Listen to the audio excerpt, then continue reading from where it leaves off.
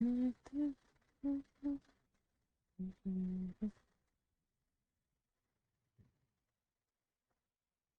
हाय। राधे राधे।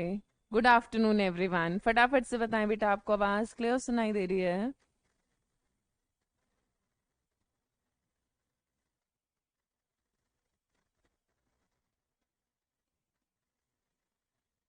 आवाज आ रही है बेटा?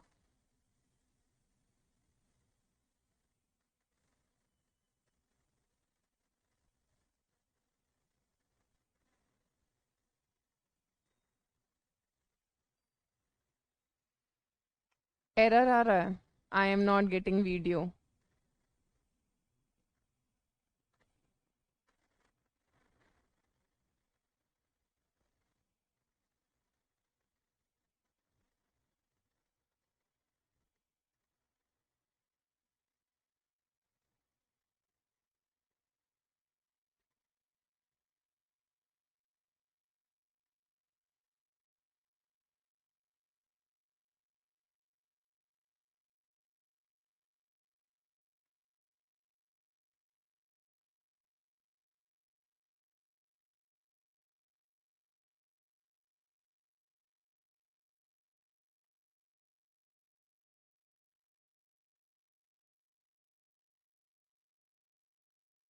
एवा बताना यार, वीडियो आ गई?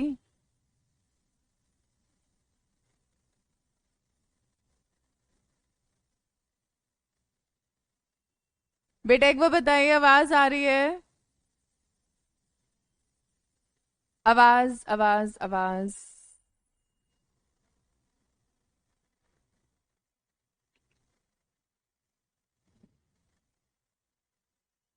आवाज आ रही है? आवाज, कैन यू हियर?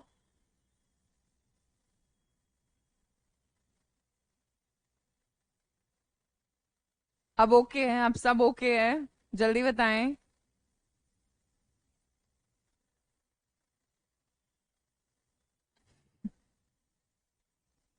आवाज ओके है? मैं दिख रही हूँ, सुनाई दे रही हूँ? ये बताओ पहले फटाफट से, तो हम चैप्टर नए की बात करें। All okay now? Nice nice nice. No PPT? PPT तो ये रही, अभी तो मैंने कुछ स्टार्ट ही नहीं करा। ठीक है। Good afternoon, very good afternoon to all of you. So आज की क्लास में बेटा हम नया चैप्टर शुरू करेंगे which is P block elements. So I hope S block में किसी को कोई दुख तकलीफ अभी तक जितना हमने पढ़ा, एस ब्लॉक एलिमेंट्स में कहीं कोई दुख तकलीफ?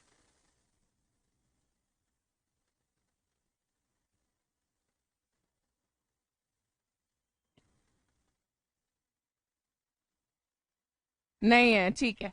सो बेटा आप एस ब्लॉक, मैंने आपको बोला था एक बार एनसीईआरटी से, no doubt I would always say my notes are self sufficient, but फिर भी मैं हमेशा आपको ये सजेस्ट करूंगी कि आप एक बार एनसीईआरटी जरूर पढ़े, ताकि एनसीईआरटी का कोई भी पॉइंट मिस ना हो और आपके नोट्स एक बार और रिवाइज हो जाएंगे, आपका कॉन्सेप्ट और क्लियर हो जाएगा।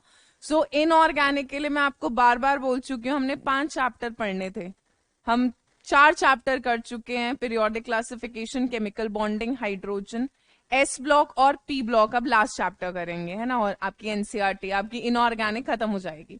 सो इनऑर्गेनिक के लिए मैं बार बार बोल चुकी हूँ, the book that you have to follow is always NCERT, चाहे 11th क्लास है चाहे हमारा 12th क्लास है। आप दोनों साल इनऑर्गेनिक के लिए एनसीईआरटी ब्लाइंडली फॉलो करेंगे, ये नहीं आंखें बंद करके पढ़ें, पढ़ना आपको आंखें खोलकर है, पर पूरी एनसीईआरटी थॉरली पढ़नी है। ठीक है, स्टार्ट करें बेटा नया चैप्टर पी ब्लॉक। सो आज की क्लास में हम बोरॉन फैमिली का बेसिक इंट्रोडक्शन करेंगे, प्रॉपर्टीज वगैरह पढ़ेंगे, और नेक्स्ट क्लास में यानी सैटरडे की क्लास में हम कंपाउंड्स ऑफ बोरॉन पढ़ेंगे, खत्म हो जाएगा। फिर कंपाउंड्स ऑफ कार्बन और कार्बन फैमिली पढ़ना है, मतलब 5 क्लास में चैप्टर खत्म हो जाएगा। पीवाई क्यू करेंगे। आज ही एनसीईआरटी पढ़ा दिव्या, वेरी नाइस यार। Can I start P block without starting S block? या of course you can. Akshay अभी सॉन्ग नहीं, लास्ट में देखते हैं, जब लास्ट लेक्चर होगा तब सुना देंगे, ठीक है? चलो।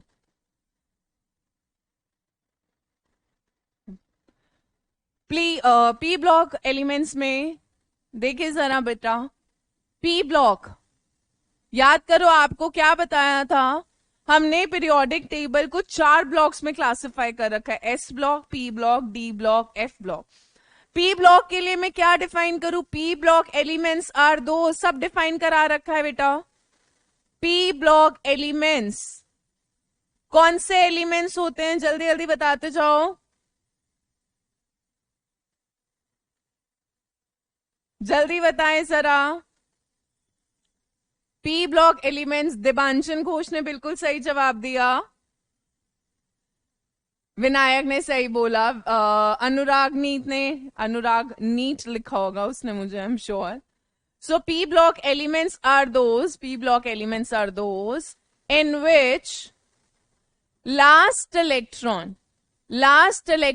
एंटर्स इनटू, कहां पर एंटर करता है last electron? In P subshell. Last electron enters into P subshell. अब आपको पता है बेटा पी सबशेल के अंदर कितने पी ऑर्बिटल्स होते हैं? You have 3 P orbitals. वो 3 पी ऑर्बिटल्स कौन कौन से होते हैं? P X, P Y and P Z, यही होते हैं। 3 पी ऑर्बिटल्स होते हैं। हम अपनी कन्वीनियंस के लिए इनको स्क्वायर बॉक्सेस में रिप्रेजेंट कर देते हैं, बट एक्चुअली में अगर मैं बात करूं तो पी एक्स की जो एक्चुअल शेप होगी, अगर मैं ये एक्स एक्सिस ले रही हूं तो आपका पी एक्स जो होता है वो एक्स एक्सिस पे लाई करता है। पी वाई आपका कौन से एक्सिस पे लाई करेगा? वाई एक्सिस पे, डम्बल शेप्ड होती है। और पी जेड आपका कहां पे लाई करेगा बेटा? It will lie on the Z axis, it will lie on the Z axis, यही शेप होती थी ना। सो पी सबशेल के अंदर 3 पी ऑर्बिटल्स होते हैं, P X, P Y, P Z. Actual में शेप डम्बल होती है, P X lies on X axis, P Y lies on Y axis and P Z जो होता है वो कौन सा एक्सिस पे लाई करता है? जेड एक्सिस पे। बट अपनी कन्वीनियंस के लिए, अपनी आसानी के लिए हम बार बार या डम्बल शेप तो नहीं बनाएंगे, तो हम क्या करते हैं, इनको स्क्वायर बॉक्सेस की फॉर्म में रिप्रेजेंट कर देते हैं। अब हमें पता है भाई एक ऑर्बिटल में मैक्सिमम कितने इलेक्ट्रॉन्स आ सकते हैं? 2। तो 3 ऑर्बिटल्स में जल्दी से बता दो भाई मैक्सिमम कितने इलेक्ट्रॉन्स आएंगे? 3p orbitals can have a maximum of, कितने इलेक्ट्रॉन्स आ सकते हैं? 6 इलेक्ट्रॉन्स। एक डब्बे में 2 इलेक्ट्रॉन आते हैं, तो 3 डब्बे में मैक्सिमम 6 इलेक्ट्रॉन्स आ सकते हैं। And therefore we say that p block has कितने ग्रुप्स प्रेजेंट है आपके पास? 6 ग्रुप्स प्रेजेंट है। कहां से कहां तक? ग्रुप नंबर 13, 14, 15, 16, 17 एंड 18, यही 6 ग्रुप्स प्रेजेंट है। ग्रुप 13 से लेके ग्रुप 18 तक हमारा पूरा का पूरा कौन सा होता है? पी ब्लॉक होता है। So P block has 6 groups ranging from group 13 to group 18 तक होता है आपका। बहुत बढ़िया, बहुत बढ़िया, ठीक है। अब बात करते हैं पी ब्लॉक एलिमेंट्स के जनरल इलेक्ट्रॉनिक कॉन्फ़िगरेशन की। तो अगर मैं जनरल इलेक्ट्रॉनिक कॉन्फ़िगरेशन बोलूं ऑफ पी ब्लॉक एलिमेंट्स, तो वो आपका क्या होता है? NS2, NP 1 से लेकर 6, NS2, S तो पूरी तरह भरा होता है, इलेक्ट्रॉन कहां पे जा रहा होता है? पी के अंदर जा रहा होता है। तो NP1, NP2, NP3, NP4, NP5, NP6, accept, पहला एक्सेप्शन आ गया भाई और बहनों, हाइलाइटर तैयार रखे, एक्सेप्ट हीलियम, जिसका कॉन्फ़िगरेशन क्या होता है? 1s2। बट क्योंकि helium is a noble gas, इसीलिए हम इसको कौन से ग्रुप में रखते हैं? ग्रुप नंबर 18 में रखते हैं। मैंने आपको पहले भी पढ़ाया था। सो पी ब्लॉक का जनरल इलेक्ट्रॉनिक कॉन्फ़िगरेशन है बेटा NS2, NP 1 से लेके 6, except helium which has an electronic configuration of 1s2, helium के अंदर लास्ट इलेक्ट्रॉन कहां पर एंटर करता है? एस सब शेल में। सो इलेक्ट्रॉनिक कॉन्फ़िगरेशन के हिसाब से इसको एस ब्लॉक का एलिमेंट होना चाहिए था, पर क्योंकि हीलियम एक नोबल गैस है इसीलिए हम इसको ग्रुप 18 में रखते हैं, पी ब्लॉक में रखते हैं। यहां तक क्लियर है? जल्दी बोलें तो मैं नेक्स्ट स्लाइड पर जाऊं।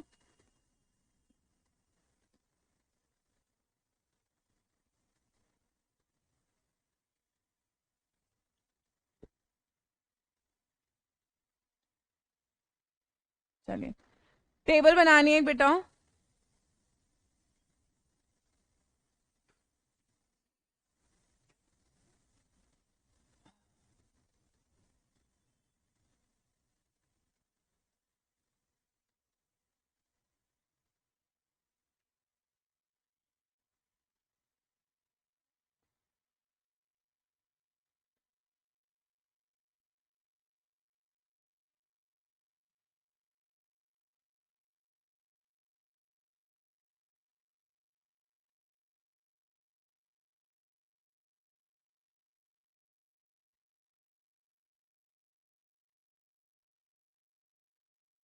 छह के छह ग्रुप्स बनाने हैं तो पेंसिल स्केल यूज करें। ग्रुप 13, 14, 15, 16। इधर आ जाएगा हमारा ग्रुप 17, लास्ट में आ जाएगा ग्रुप 18।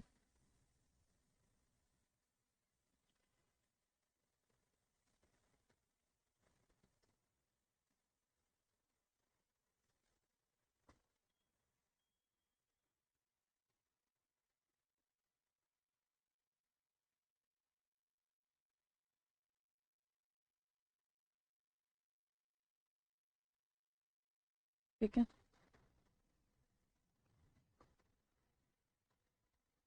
बेटा, पहले कुछ कॉमन चीजें हैं जो हम पहले पढ़ लेंगे तो मुझे बार बार रिपीट नहीं करनी पड़ेंगी।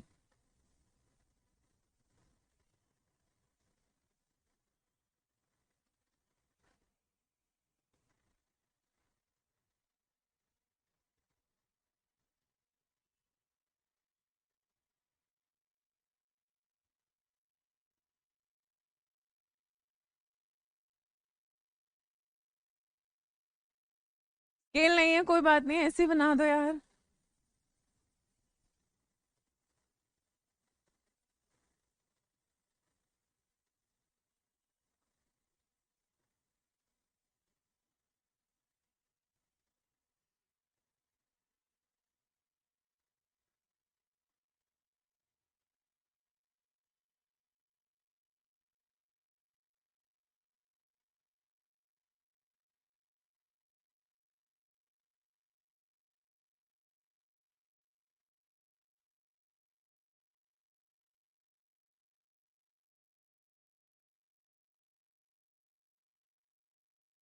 ओएस का मतलब है बेटा ऑक्सीडेशन स्टेट्स, और यहाँ पे हम लिखेंगे अदर ओएस। अदर ओएस यानी अदर ऑक्सीडेशन स्टेट्स। ठीक है, चलो यार फटाफट से मुझे बताते जाएं। ग्रुप 13, देखो बेटा पी ब्लॉक में याद करो हम ग्रुप कैसे निकालते थे? 10 plus valence electrons, 10 plus valence electrons P block के लिए ये होता था। अब ग्रुप 13 का मतलब है 10 प्लस कितने वैलेंस इलेक्ट्रॉन होंगे? 3 वैलेंस इलेक्ट्रॉन्स होंगे। ये वाली लाइन थोड़ी टेढ़ी सी लग रही है।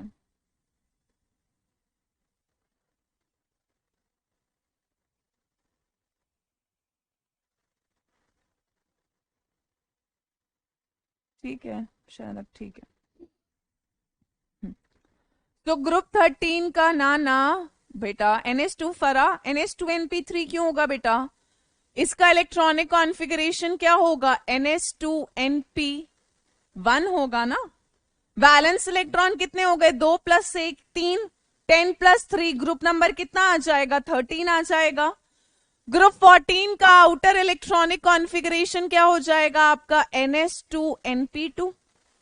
बस अब बढ़ाते जाओ। ग्रुप 15 का क्या हो जाएगा? NH2NP3, 3 plus 2 5 valence electron plus 10 group number आ जाएगा 15। नेक्स्ट ग्रुप 16 का क्या हो जाएगा? NH2NP4। नेक्स्ट ग्रुप 17 का क्या हो जाएगा बेटा? NH2NP5। N आपका शेल पीरियड नंबर है बेसिकली।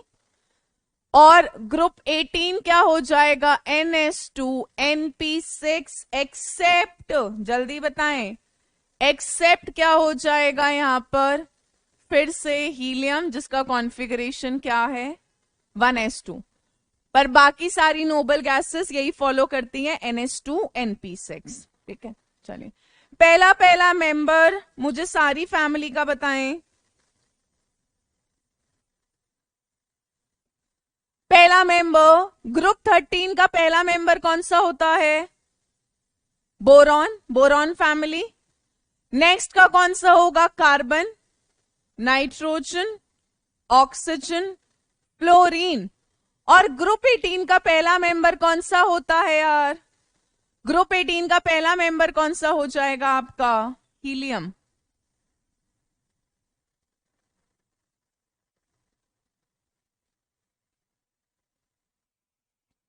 चलिए, common oxidation state will be equal to the number of valence electrons. 3 valence electron यानी कॉमन ऑक्सीडेशन स्टेट हो गया +3।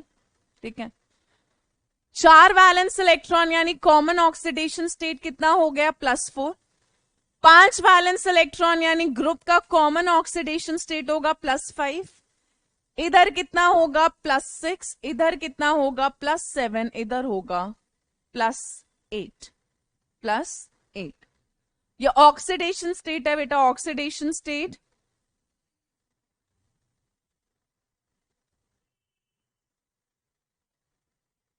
अदर ऑक्सीडेशन स्टेट यहां +1 दिखाई जाती है, ग्रुप 14 में +2 और -4 दिखाया जाता है, ग्रुप 15 में +3 दिखाया जाता है और -3 भी दिखाया जाता है, ग्रुप 14 में +4 दिखाया जाता है, -2 दिखाया जाता है, ग्रुप 17 में -1, +3, +5 और +7 दिखाया जाता है, ग्रुप 18 में +2, +4 और +6। ये अदर ऑक्सीडेशन स्टेट्स हैं।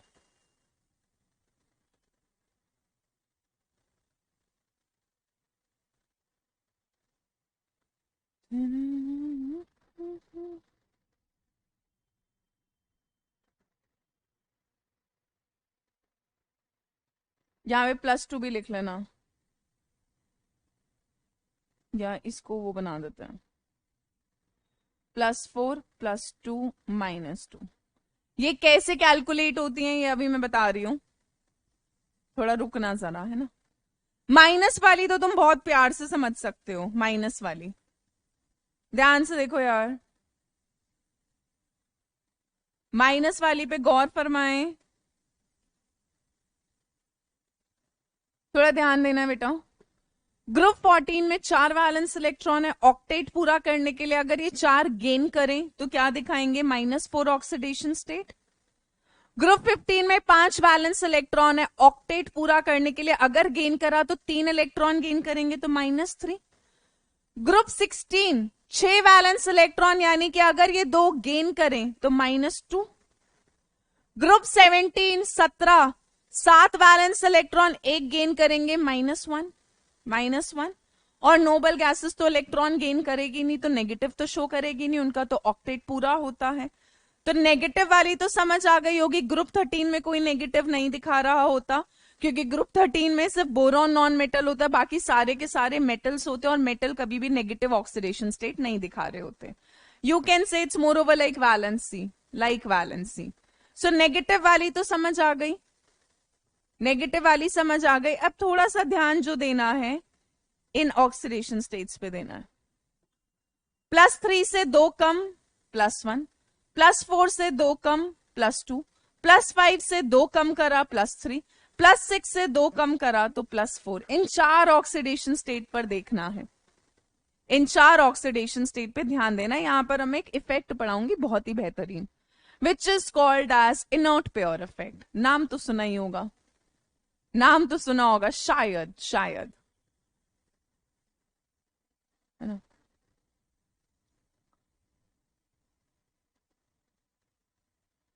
चले भाई, ये ग्रुप की कॉमन ऑक्सीडेशन स्टेट से 2 कम वाली जो ऑक्सीडेशन स्टेट आ रही है ये कैसे आ रही है, नहीं सुना नाम, कोई बात नहीं, अभी सुन लोगे, सुन तो लिया, अभी तो बोला मैंने।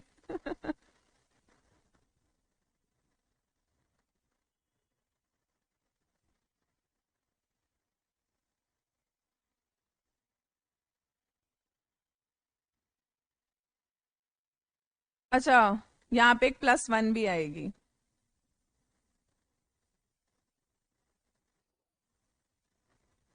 प्रिंटिंग मिस्टेक जैसे तो कुछ था नहीं वैसे, पर -1 +1 +3 +5 +7 +1 भी आएगी। अच्छा, एक बोल रहा है आई नो दिस इफेक्ट। जिसने बोला है I know this effect, feel free to tell. Periodic classification में मैंने इनॉट पे और इफेक्ट नहीं पढ़ाया था बेटा।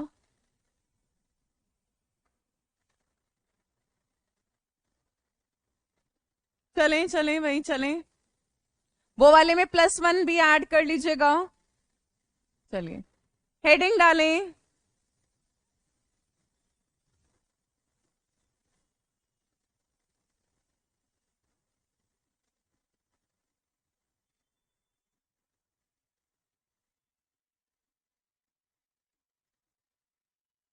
इनर्ट प्योर इफेक्ट, जिसको हम शॉर्ट में IPE लिखेंगे, पहले डेफिनेशन लिखे। It is the it is the reluctance, reluctance का मतलब बता दो पहले मुझे तुम। It is the reluctance of NS electrons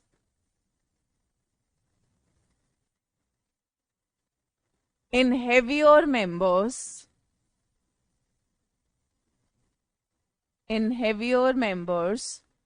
of P block, group 13 से लेके 16 तक में ऑब्जर्व होता है। इन heavier members of P block to participate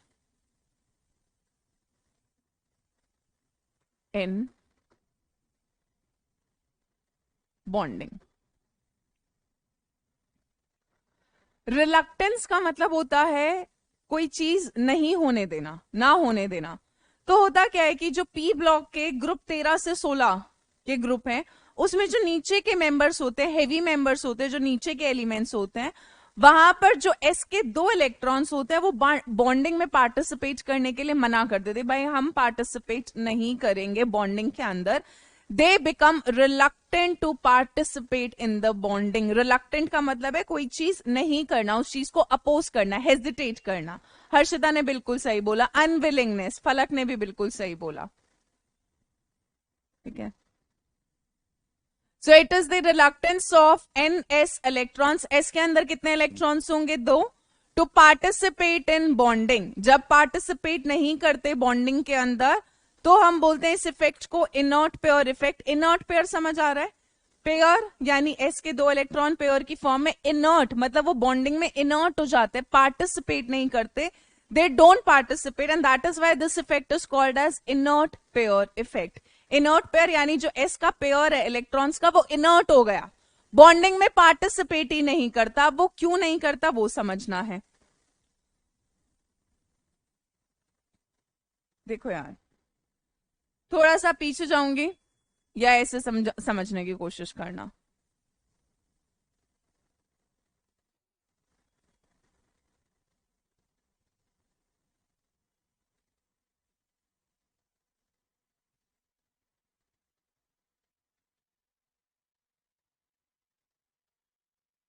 और हाइड्रोजन तो हमने सेंटर में रखा हुआ है, तो ग्रुप 1 2 3 से लेके 12, 13 से लेकर 18। सो यहाँ पे जरा ध्यान से देखो बेटा, मैंने छोटी सी टेबल बनाने की कोशिश करी है। यहाँ पे आपका कौन सा था? S block. यहाँ पे कौन सा था आपका D ब्लॉक। यहाँ पे कौन सा है आपका F ब्लॉक। और इधर की साइड आपका कौन सा आता है? P block. डॉली मैम ने पढ़ाया है 12th में बेटा, मैंने भी पढ़ाया है लक्ष्य JEE में 12th में, बट आप 11th में हैं। अगर आप 12th वाले बैच से हैं तो आप शांत रहें, बाकियों को पढ़ने दें, ठीक है। सो यहाँ पर क्या होता है, अब देखो यार, जो P ब्लॉक के एलिमेंट्स हैं वो कौन से ब्लॉक के बाद आते हैं? D ब्लॉक के बाद आते हैं। D ब्लॉक के बाद आ रहे होंगे ना हेवी मेंबर्स, नीचे के मेंबर्स में D के इलेक्ट्रॉन्स भरे होते हैं। सो D के इलेक्ट्रॉन्स भरे होते हैं। अब तुम्हें याद होगा मैंने आपको पढ़ाया था बेटा स्क्रीनिंग इफेक्ट, स्क्रीनिंग या फिर शील्डिंग इफेक्ट। स्क्रीनिंग या शील्डिंग पावर, स्क्रीनिंग इफेक्ट क्या होता था, जो एस के मतलब जो इनर इलेक्ट्रॉन्स होते हैं वो बाहर के इलेक्ट्रॉन को क्या प्रोवाइड कराते थे, रिपल्शन प्रोवाइड कराते थे। और इस इफेक्ट को हम क्या बुलाते थे, स्क्रीनिंग इफेक्ट। यानी जो अंदर के इलेक्ट्रॉन्स होते हैं वो न्यूक्लियस पर एक शील्ड की तरह, एक दीवार की तरह खड़े हो जाते थे ताकि बाहर वाला इलेक्ट्रॉन न्यूक्लियस से अट्रैक्ट ना हो पाए। अब स्क्रीनिंग पावर का मैंने आपको एक ऑर्डर कराया था, एस फिर पी फिर डी फिर एफ, यही कराया था, एस फिर पी फिर डी फिर एफ। अब होता क्या है यार, डी और एफ जो होता है, डी और एफ के इलेक्ट्रॉन्स ये कैसे बिहेव करते हैं एज पुअर स्क्रीनर, कैसे बिहेव करते हैं एज पुअर स्क्रीनर। और आपके जो हैवी मेंबर्स होंगे बेटा नीचे, जब आप पी ब्लॉक में नीचे आ रहे हो, डी के भी भरे होंगे और एफ यही तो आता था बेसिकली। लैंथेनॉइड्स के बाद निकला हुआ था सीरियम से ल्यूटेटियम, और एक्टिनम के बाद निकला हुआ था थोरियम से लेकर लॉरेंशियम तक, बट आते तो यही है। यानी हेवी मेंबर में डी के इलेक्ट्रॉन्स भी भरे होंगे और एफ के इलेक्ट्रॉन्स भी भरे होंगे। सो जो हेवियर मेंबर्स होते हैं, heavier members in P block, उनके अंदर डी इलेक्ट्रॉन्स भी फिल्ड है, उनके अंदर एफ इलेक्ट्रॉन्स भी फिल्ड है। और डी और एफ के ये इलेक्ट्रॉन्स कैसे एक्ट करते हैं, पुअर स्क्रीनर, यानी अच्छी दीवार की तरह नहीं खड़े हो पाते। अगर अच्छी दीवार की तरह नहीं खड़े हो पाते तो जो वैलेंस शेल के इलेक्ट्रॉन्स हैं उनको न्यूक्लियस अपनी तरफ क्या कर लेगा यार, अट्रैक्ट कर लेगा। इतनी बात समझ आई।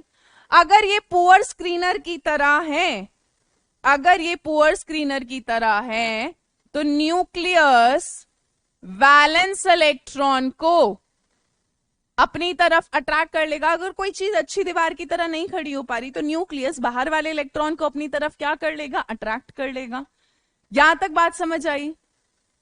हेवी मेंबर में क्योंकि डी और एफ में इलेक्ट्रॉन्स भरे होते हैं नीचे की तरफ, तो वो इलेक्ट्रॉन्स जो होते हैं डी और एफ के वो पुअर स्क्रीनर की तरह होते हैं।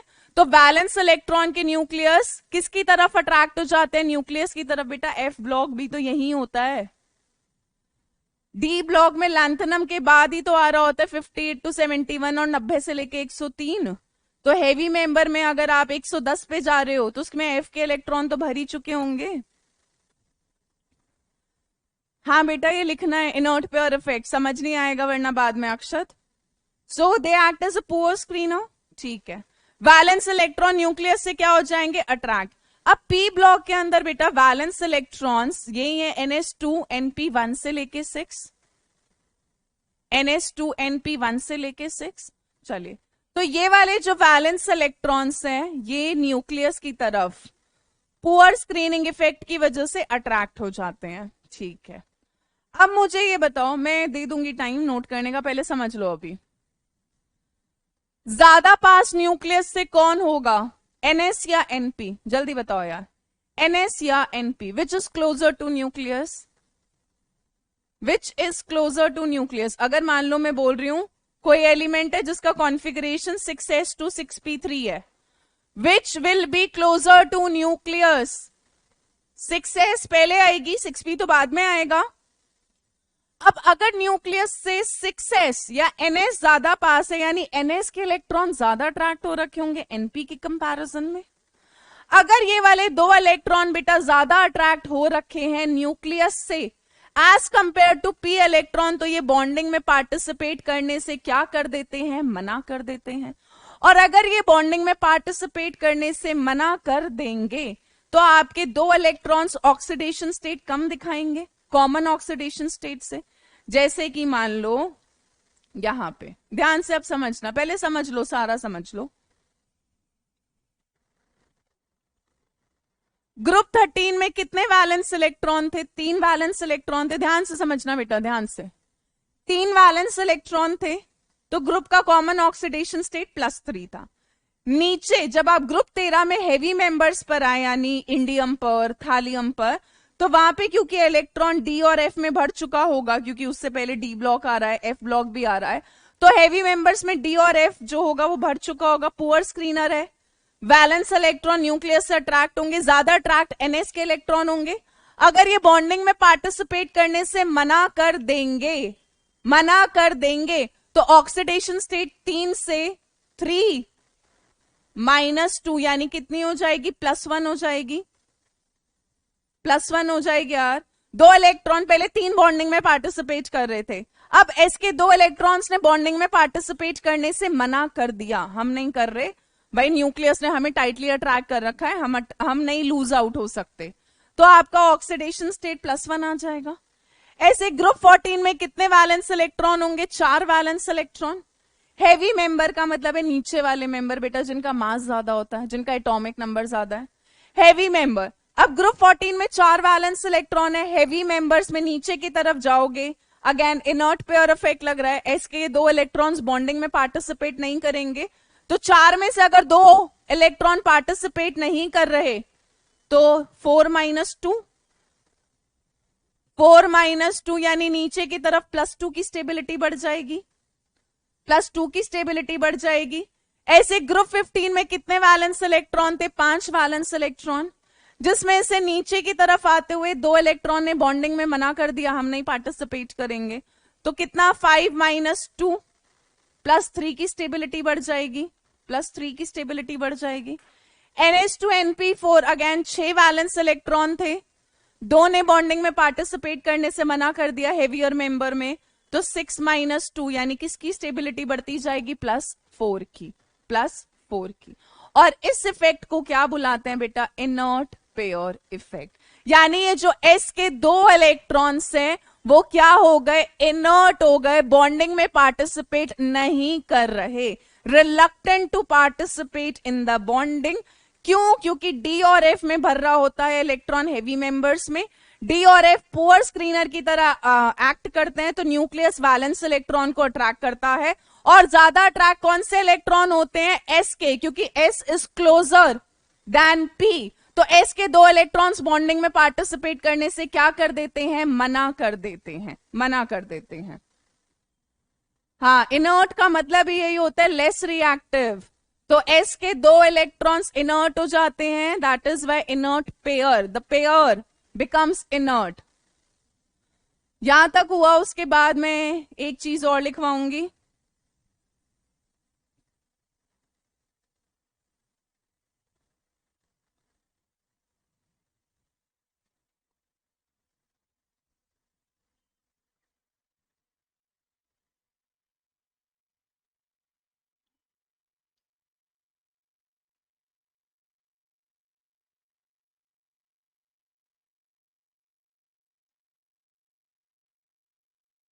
एक डायग्राम से और समझा देती हूँ, अगर किसी को कोई कंफ्यूजन रह जाएगा तो और समझ आ जाएगा।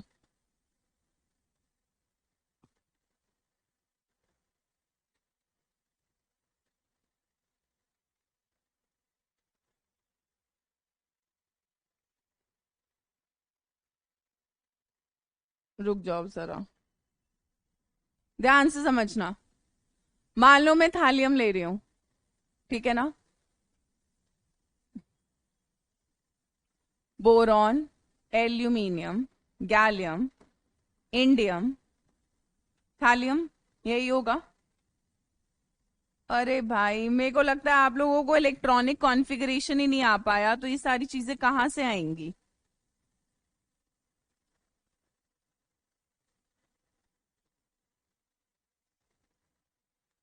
रुको अब जरा,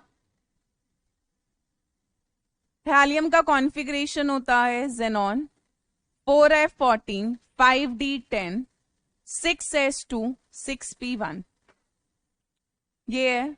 ग्रुप 17 में नहीं होता बेटा inert pair effect, inert pair effect सिर्फ मेटल्स के केस में लग रहा होता है, down the group metallic character बढ़ता है, बट ग्रुप 17 के अंदर सारे नॉन मेटल्स होते हैं, और ग्रुप 18 में भी नोबल गैसेस सारी नॉन मेटल्स होते हैं, इसलिए मेटल के केस में नहीं होता। मैं और दोबारा समझा रही हूँ, अगर किसी को कुछ कंफ्यूजन है, मैं एग्जाम्पल ले रही हूँ थैलियम का। सो बोरॉन का आउटर मोस्ट कॉन्फिगरेशन क्या होगा आपका, 2s2 2p1 है ना, आउटर मोस्ट लिख रही हूं, यहां होगा 3s2 3p1, यहां पर होगा 4s2 4p1, उससे पहले 3d10 आ रखा होगा, ठीक है, यहां पे भी आपका 4d10 आता है।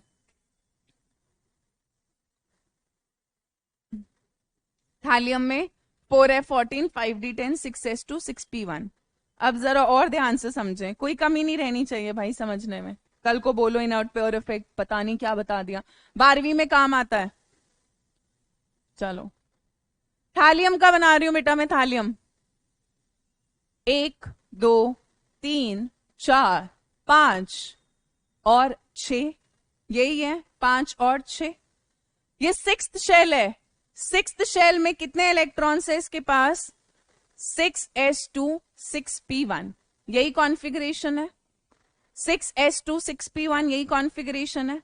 अब थैलियम में क्या है बेटा, देखो जरा, F के अंदर 14 इलेक्ट्रॉन्स और D के अंदर 10 इलेक्ट्रॉन भरे हुए हैं।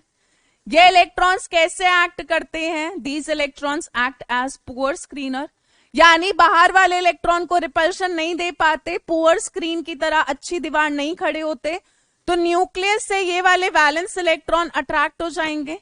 वैलेंस इलेक्ट्रॉन अट्रैक्ट होंगे,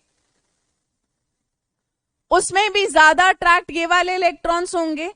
अगर ये वाले इलेक्ट्रॉन न्यूक्लियस से ज्यादा अट्रैक्ट हो रहे होंगे तो ये वाले इलेक्ट्रॉन्स लूज करने के लिए मना कर देंगे, यानी ये बॉन्डिंग में कैसे हो जाते हैं? रिलक्टेंट, बेटा सब नोट करना है, reluctant to bonding, they become reluctant to participate in bonding. और इसीलिए अब थैलियम में सिर्फ एक ही इलेक्ट्रॉन बॉन्डिंग में पार्टिसिपेट करेगा। तो थैलियम के लिए कौन सी ऑक्सीडेशन स्टेट ज्यादा स्टेबल होगी बेटा? Which oxidation state is more stable? जल्दी बताओ भाई। थैलियम +1 ज्यादा स्टेबल होगी या +3? Which is more stable? Which is more stable? +1 ज्यादा स्टेबल होगा।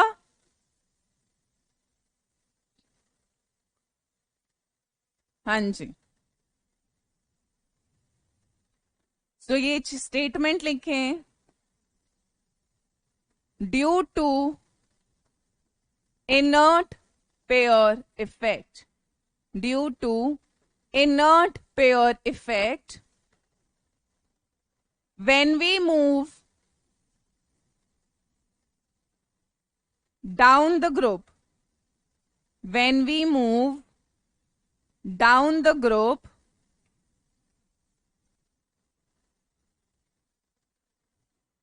ग्रुप 13 से लेके 16 तक नहीं होता है ये, ग्रुप 13 से 16 तक नहीं होता है। So due to inert pair effect when we move down the group in group 13 से लेके 16, common oxidation state, common oxidation state -2, stability of common oxidation state -2 क्या करता जाता है? नीचे की तरफ आता हुआ इंक्रीज करता जाता है। ठीक है, समृद्धि। ऐसा थोड़ा ना होता है बेटा कि S और P के इलेक्ट्रॉन्स है तो वो कैंसिल कर देंगे। ऊपर वाले में तो S और P में ही इलेक्ट्रॉन्स है, यहाँ D में आ गया ना, तो D में 10 इलेक्ट्रॉन्स है तो क्या वो कुछ रिपल्शन नहीं देंगे? D के इलेक्ट्रॉन्स रिपल्शन नहीं देते, S और P सबसे ज्यादा रिपल्शन देता है स्क्रीनिंग पावर के हिसाब से, फिर P देता है, D बिल्कुल नहीं देता और F तो बिल्कुल भी नहीं देता repulsion. So due to inert pair effect, जब आप नीचे की तरफ आते जाते हैं, जो भी ग्रुप की कॉमन ऑक्सीडेशन स्टेट है उससे 2 कम की स्टेबिलिटी क्या करती जाती है? इंक्रीज करती जाती है। प्रीवियस स्लाइड पे जा रही हूं, पहले ये नोट करो।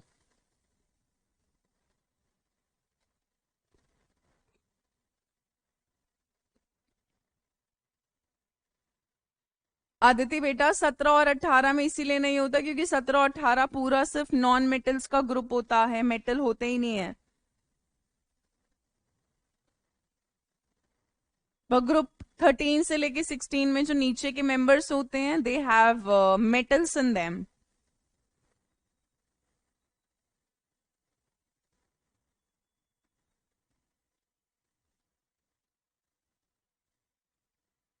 ये लीजिए, यहाँ पे जिसको जो लिखना है वो लिखो।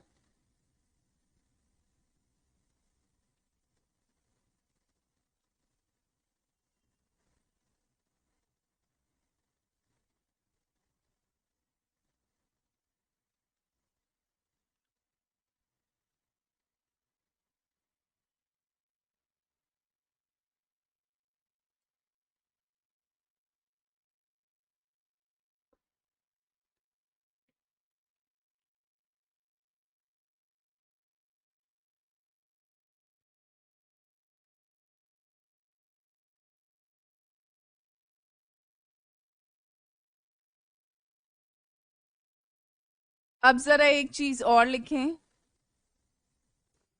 सो ग्रुप 13 फटाफट से लिखते जाएंगे, 14, 15 और 16 मेंबर्स लिखते जाओ जरा। Boron, aluminium, gallium, indium, thallium, ऐसे याद करा था ना यार, बैंगन, आलू, गाजर एंड थैली। ग्रुप 14,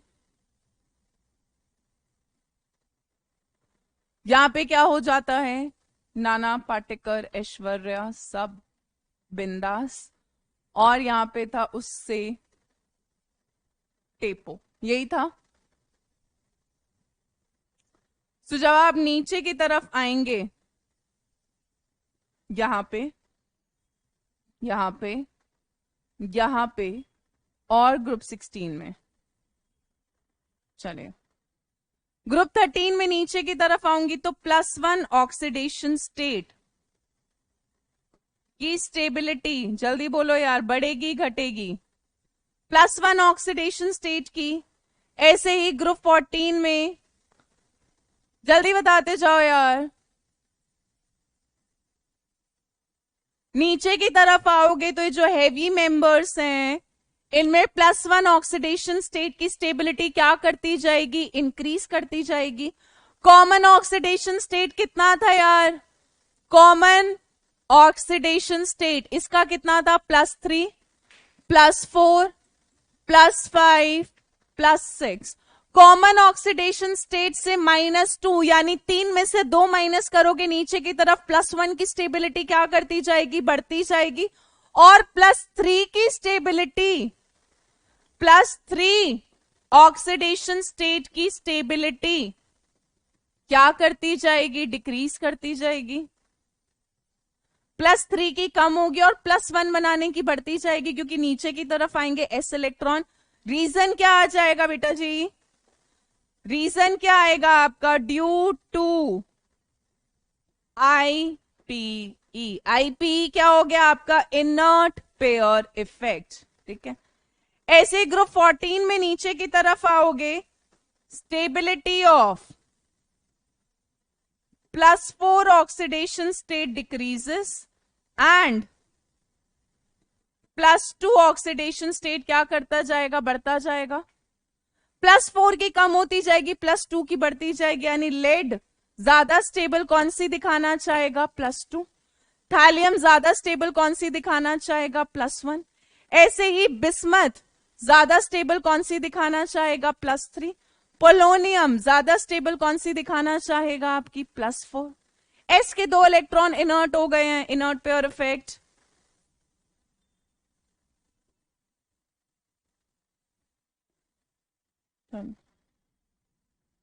ग्रुप 15 में आओगे नीचे की तरफ तो stability of +5 oxidation state decrease हो जाएगा एंड +3 अपने ग्रुप की कॉमन ऑक्सीडेशन स्टेट से 2 कम की स्टेबिलिटी बढ़ती जाएगी। ऐसे ही ग्रुप 16 में आओगे नीचे की तरफ तो स्टेबिलिटी ऑफ +6 ऑक्सीडेशन स्टेट क्या करता जाएगा, डिक्रीज, और +4 ऑक्सीडेशन स्टेट शो करने की टेंडेंसी क्या करती जाएगी, इंक्रीज करती जाएगी, ठीक है। And this effect is called as your inert pair effect. Heavy members, नीचे के मेंबर्स में क्योंकि एस का इलेक्ट्रॉन बॉन्डिंग में पार्टिसिपेट नहीं कर पाता, क्योंकि इनमें डी और एफ में इलेक्ट्रॉन्स भर जाते हैं, जो पुअर स्क्रीनर की तरह एक्ट करते हैं, तो न्यूक्लियस वैलेंस इलेक्ट्रॉन को अट्रैक्ट करता है, उसमें भी ज्यादा अट्रैक्ट किसको करता है, एस के इलेक्ट्रॉन्स को, जिसकी वजह से एस के इलेक्ट्रॉन्स बॉन्डिंग में पार्टिसिपेट करने से मना कर देते हैं, मना कर देते हैं। तो हर ऑक्सीडेशन स्टेट से 2 कम कर दो एस इलेक्ट्रॉन्स के लिए, माइनस कर दें, ठीक है।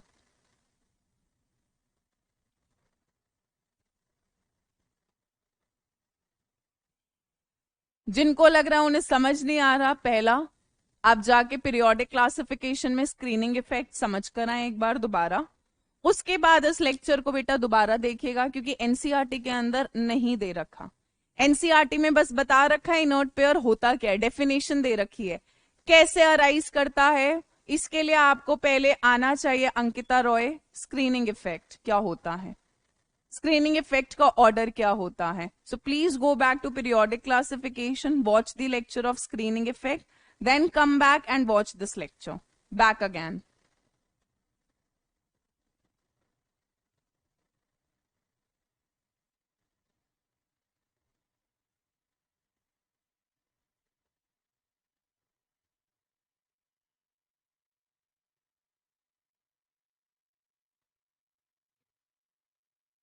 जरूरी नहीं है बेटा, हो सकता है किसी को पहली बार में नहीं समझ आए, इट्स कंप्लीटली फाइन, क्योंकि ये नया टॉपिक है। आई एम नॉट सेइंग कि सबको एक बार में समझ आ जाएगा। सो इसीलिए आई एम सेइंग कि go back after this lecture, please once watch, आप स्क्रीनिंग इफेक्ट का लेक्चर देखो, उसके बाद इसको एक बार दोबारा देखोगे, आपको समझ आ जाएगा। अगर हो सकता है किसी को स्क्रीनिंग इफेक्ट थॉरली याद ना हो क्योंकि बहुत पहले पढ़ाया था, तो आप एक बार उसको वहां से देखो, फिर देखो। इसमें बहुत आसान है यार, कुछ मुश्किल नहीं है। बट बस वही बात है कि अगर आपको स्क्रीनिंग इफेक्ट नहीं आता तो यहां पर आपको डिफिकल्टी आएगी, आएगी। ठीक है, नेक्स्ट चले। अब जरा ग्रुप 13 स्टार्ट कर दे बेटा। इनर्ट पेयर इफेक्ट पहले पढ़ाना जरूरी था क्योंकि ये बार बार ऑक्सीडेशन स्टेट के लिए यूज हो रहा होगा। बेटा इनर्ट पेयर इफेक्ट सिर्फ आपका पी ब्लॉक में ग्रुप 13 से 16 लगता है। आप जो भी बोल रहा है zinc cadmium mercury, D block के अंदर ये नहीं लगता, डी ब्लॉक के अंदर ये नहीं लगता।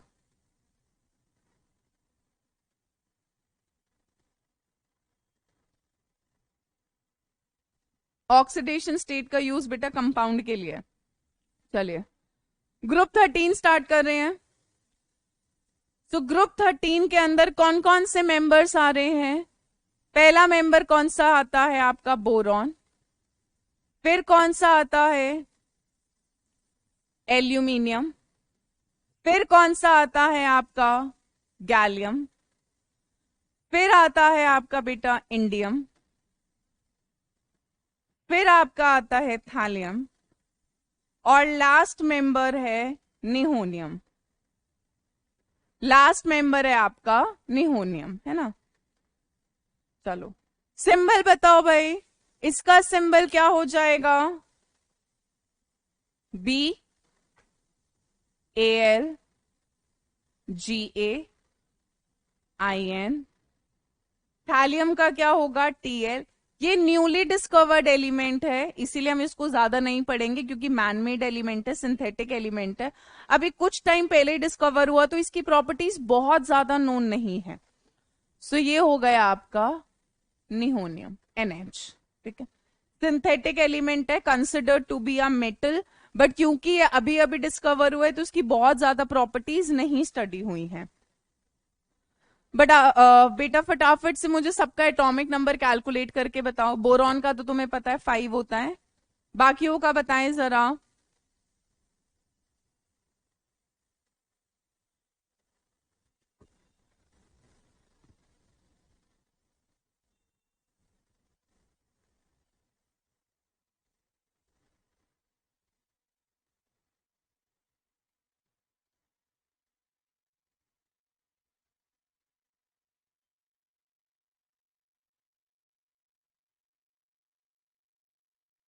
फाइव के बाद 8 जोड़ दो, 13 आएगा, है ना।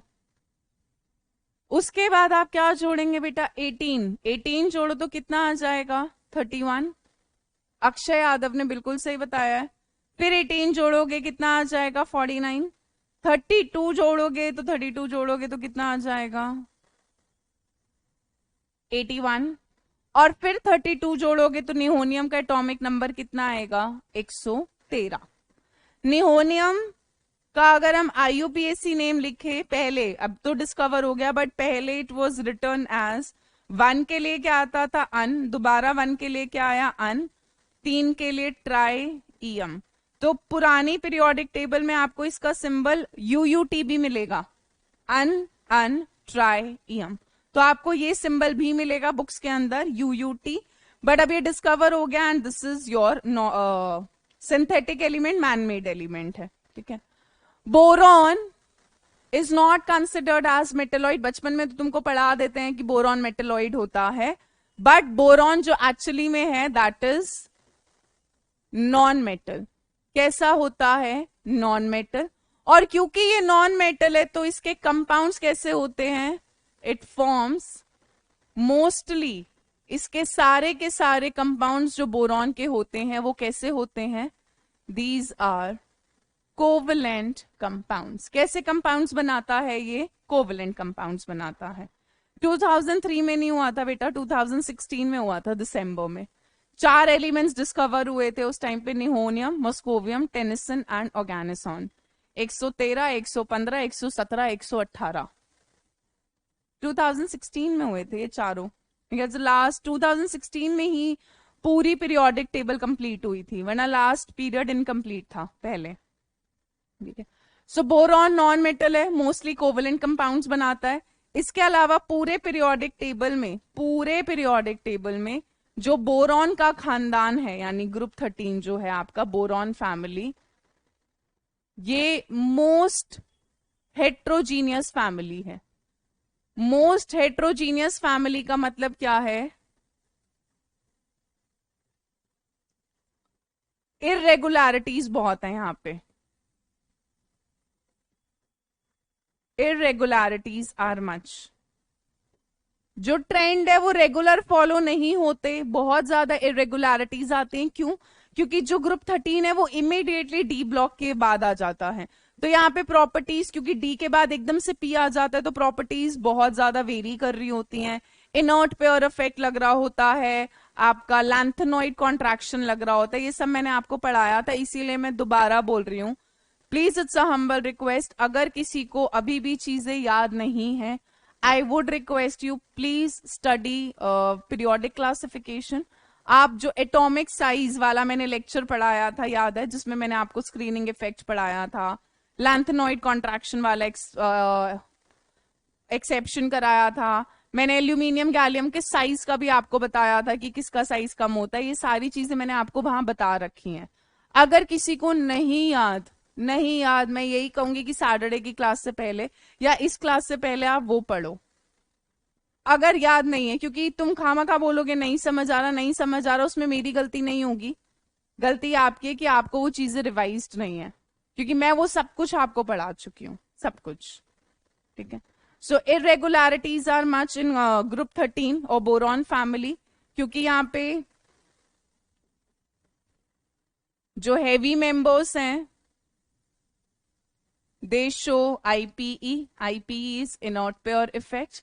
इसके अलावा लैंथेनॉइड कॉन्ट्रैक्शन भी लग रहा होता है। सो बड़ी सारी अलग अलग चीजें हो रही होती हैं यहाँ पर। ठीक है,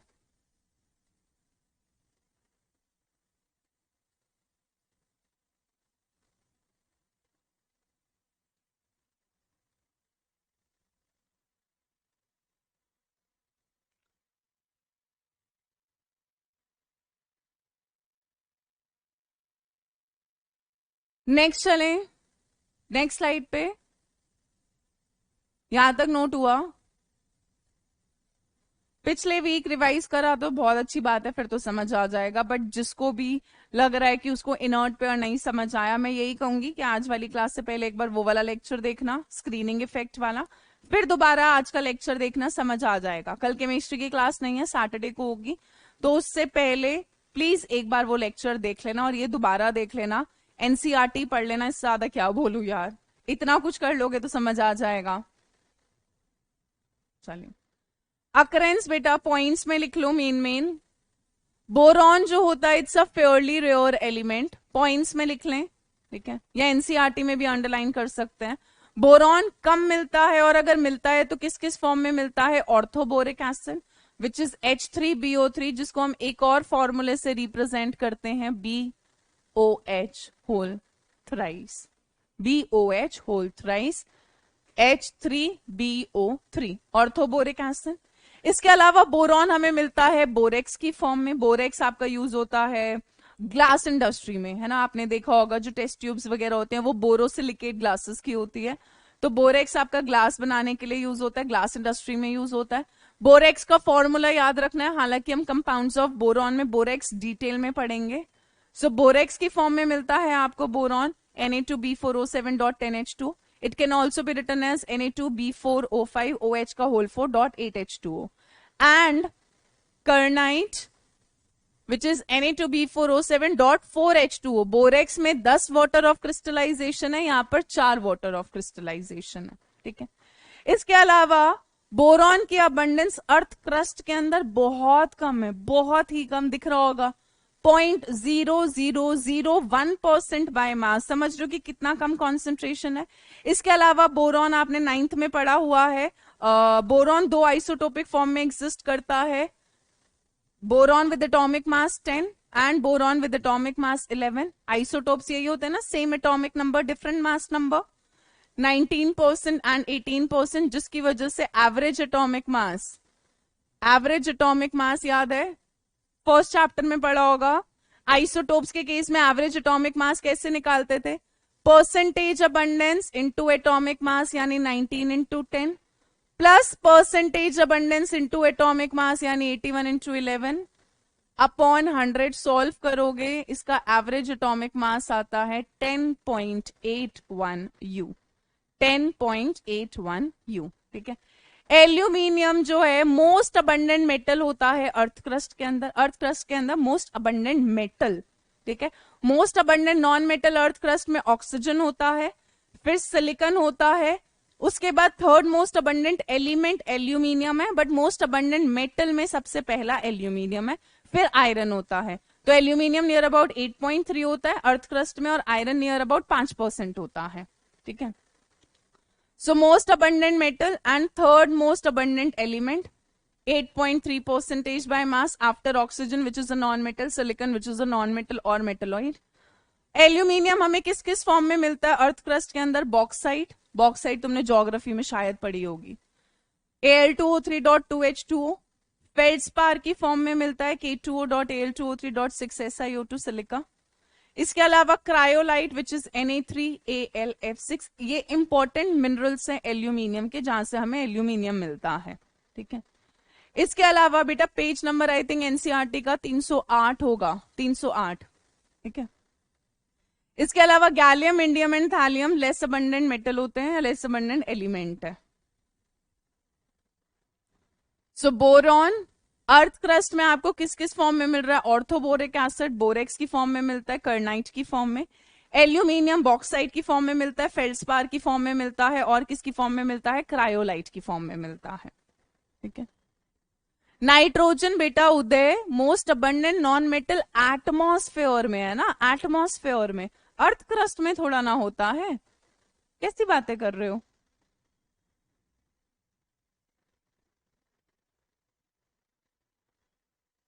जो मेरे पास एनसीईआरटी की पीडीएफ है उसमें पी ब्लॉक आई थिंक 307 से शुरू हो रहा है, 307 से 308 उस पर होगा, 308 या 9 पे डिपेंड कर सकता है आप पर एनसीईआरटी का कौन सा एडिशन है। As far as I remember the NCERT that I have, the page number starts from 307 of P block. ये इंपॉर्टेंट बेटा, ये फॉर्मूले इंपॉर्टेंट है, इन पे स्टार बना देती हूँ, ये इंपॉर्टेंट है, ये फॉर्मूले इंपॉर्टेंट है। और आज की डीपीपी में क्वेश्चन भी मैंने यहीं से डाल रखे हैं, मैं पहले ही बता रही हूं। इन फॉर्मूले पे क्वेश्चन है। बोरेक्स का फॉर्मूला क्या है, फेल्डस्पार का कौन सा करेक्ट फॉर्मूला है, बॉक्साइट क्या होता है, क्रायोलाइट क्या होता है, पहले ही बता दिया मैंने तुम्हें। सवाल क्या दे रखा है डीपीपी में, तो तुमको फॉर्मूले पता होने चाहिए, फॉर्मूले। नेक्स्ट चलूं बेटा, एनसीईआरटी में अंडरलाइन कर लो, और अगर नोट करना है तो सिर्फ फॉर्मूले लिख लो, लिख लो लिखना है तो।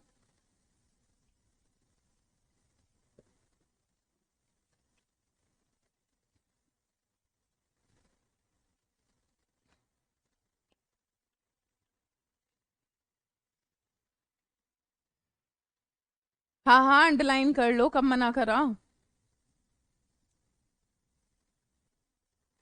चलिए अब प्रॉपर्टीज पढ़ना शुरू कर रहे हैं बोरॉन फैमिली की। इलेक्ट्रॉनिक कॉन्फ़िगरेशन देखते हैं कितना कवर कर पाते हैं आज की क्लास में।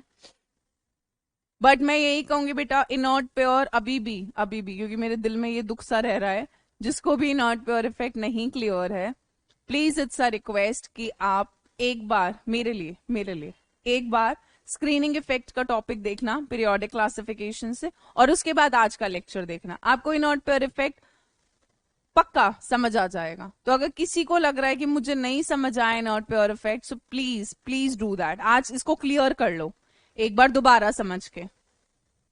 मैं दोबारा 2 बार बता चुकी हूँ, क्लास का टाइम वेस्ट होगा, इसीलिए आई एम नॉट सेइंग और नॉट रिपीटिंग अगेन। बट क्योंकि आपको ये लेक्चर रिकॉर्डेड फॉर्म में मिल जाएगा तो आप दोबारा ऑफ कोर्स देख सकते हो, दोबारा 3 बार 4 बार जितनी बार भी देखो। चलिए इलेक्ट्रॉनिक कॉन्फ़िगरेशन फटाफट से। Boron, aluminium, gallium, indium, thallium. हमें थैलियम तक ही मतलब है, हमें निहोनियम नहीं पढ़ना, हमारी स्टडी में नहीं है ये। एटॉमिक नंबर हमने क्या क्या कैलकुलेट करा था यार, 5, इसका कितना था 13, 18 ऐड करा था 31, 18 ऐड करा था 49, 32 ऐड करा था 9 10 11, 4 3 7 1 8, 81। चलो अब ग्रुप 13 का आउटर इलेक्ट्रॉनिक कॉन्फ़िगरेशन तो क्या था, आउटर इलेक्ट्रॉनिक कॉन्फ़िगरेशन तो था NH2NP1, वेयर N कहां से कहां होगा, 2 से लेकर 7 तक, मतलब निहोनियम तक। बट निहोनियम हम नहीं कर रहे, निहोनियम अब अभी नहीं कर रहे। चलो फटाफट से कॉन्फ़िगरेशन बोलो भाई। मैं ग्रुप 13 का लिख रही थी बेटा, आउटर इलेक्ट्रॉनिक कॉन्फ़िगरेशन। बोरॉन का कॉन्फ़िगरेशन क्या होगा, 1s2 2s2 2p1, और I can write it as helium 2s2 2p1। Sorted. Aluminium 1s2 2s2 2p6 3s2 3p1, या फिर यहां से यहां तक लिख दूं अपनी नोबल गैस नियॉन। यहाँ पे हीलियम में 2 इलेक्ट्रॉन भरते हैं, नियॉन में 10 भरते हैं, तो ये 10 10 इलेक्ट्रॉन के लिए लिखा है, 6 2 8 2 10, है ना। इधर कितना आ जाएगा, 3s2 3p1। चलो गैलियम, गैलियम क्या होता है हमारा, 1s2 में क्यों पूरा लिख रही हूं, नेक्स्ट में शॉर्टकट लिखूंगी, मतलब नोबल गैस की टर्म्स में लिखूंगी। 3s2 3p6, फिर क्या आ जाता था आपका 3d10, फिर आ जाता था 4s2, यहां तक आपका जिंक होता था। जिंक के बाद यहाँ पे 31st इलेक्ट्रॉन के लिए हो जाएगा 4p1। अब यहाँ पे बेटा यहीं तक तो नोबल गैस है, यहां पर जो नोबल गैस है वो आपकी कौन सी है, आर्गन 18, आर्गन 18। फिर क्या हो जाएगा 3d10 4s2 4p1, 4s2 4p1। Argon के बाद बेटा 3d आएगा, फरा 3d भी तो आएगा, ये कहां जाएगा, घूम थोड़ा ना जाएगा कहीं। इंडियम का लिखते हैं, आर्गन के बाद कौन सी नेक्स्ट नोबल गैस आती है बेटा, क्रिप्टन। क्रिप्टन में 36 इलेक्ट्रॉन्स भर जाते हैं। 36 के बाद यहां पर आ जाएगा आपका 4d10 5s2 5p1, जोड़ लेना 36 10 46 47 48 49 49 एटॉमिक नंबर के बराबर होने चाहिए इलेक्ट्रॉन्स। थैलियम जेनॉन 54, उसके बाद क्या आया था 4f14 5d10 5d10 6s2, कितना आया था 6p1, यही है। आउटर इलेक्ट्रॉनिक कॉन्फ़िगरेशन तो सबका सेम है, NH2NP1 NH2NP1 NH2NP1 NH2NP1 NH2NP1। But अगर यार मैं नोबल गैस की टर्म्स में देखूं, नोबल गैस की टर्म्स में देखूं, तो बोरॉन और एल्यूमिनियम में तो exact noble gas NH2NP1 noble gas NH2NP1 है। गैलियम और इंडियम में देखोगे तो नोबल गैस यहाँ पे 3d के 10 इलेक्ट्रॉन्स हैं, यहाँ 4d के 10 इलेक्ट्रॉन्स हैं। और थैलियम तो बिल्कुल ही अलग है, थैलियम में ये भी आ रहा है, थैलियम में ये भी आ रहा है। थैलियम में 4f के इलेक्ट्रॉन्स भी आ रहे हैं और किसके आ रहे हैं, 5d इलेक्ट्रॉन्स भी आ रहे हैं। सो बोरॉन और एल्यूमिनियम ऑलमोस्ट सिमिलर बिहेवियर दिखा रहे होते हैं एज पर इलेक्ट्रॉनिक कॉन्फ़िगरेशन, क्योंकि नोबल गैस का कोर होता है। गैलियम और इंडियम में नोबल गैस के कोर के बाद आपके 3d और 4d के अंदर 10-10 इलेक्ट्रॉन होते हैं, और थैलियम की तो बात ही छोड़ दो। नोबल गैस के बाद 4f में 14 इलेक्ट्रॉन्स है, d के अंदर 10 इलेक्ट्रॉन है, तब जाके 6s2 6p1 आता है, ठीक है, तब जाके 6s2 6p1 आता है। सो ये हो गया आपका ग्रुप 13 का इलेक्ट्रॉनिक कॉन्फ़िगरेशन।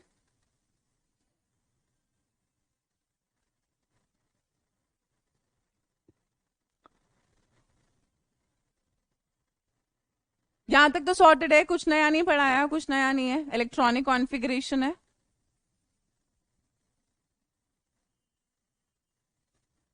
नेक्स्ट चले, नेक्स्ट प्रॉपर्टी।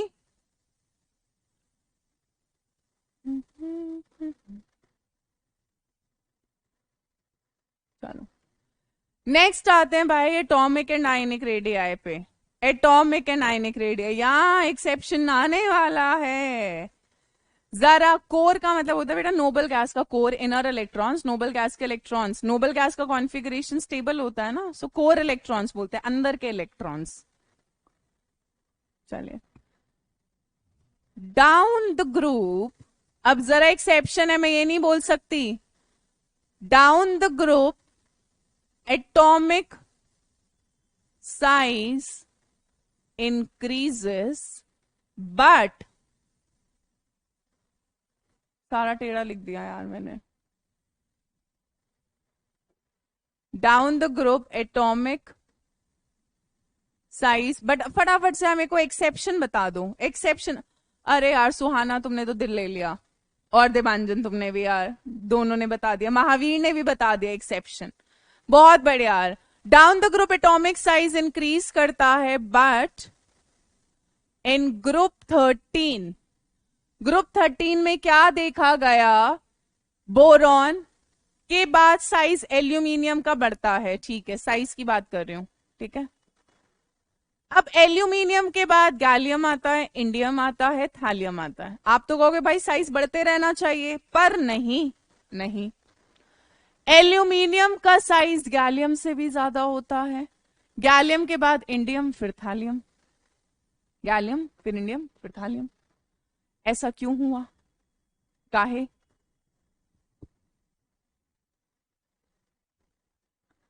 एल्यूमिनियम का साइज नियर अबाउट 143 पिकोमीटर होता है और गैलियम का आपका 135 पिकोमीटर होता है।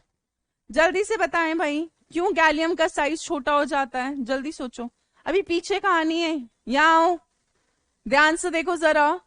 एल्यूमिनियम में इलेक्ट्रॉन 3s 3p में था, गैलियम के अंदर इलेक्ट्रॉन्स बेटा किस में भर गए, 3d में भर गए।